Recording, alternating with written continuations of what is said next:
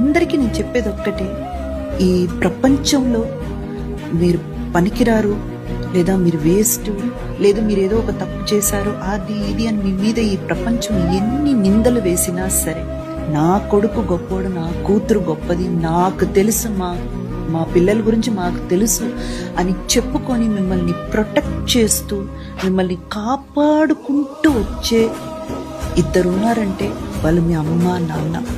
వాళ్ళు మీ వైపు మీ పక్కన ఉంటే చాలు. ఈ డిప్రెషన్ అనేది కానీ, ఈ లోన్లీనెస్ అనేది కానీ, మీకున్న ఆ బాధలు అనేది కానీ ఎప్పటికీ మీ చుట్టూ కూడా రాదు.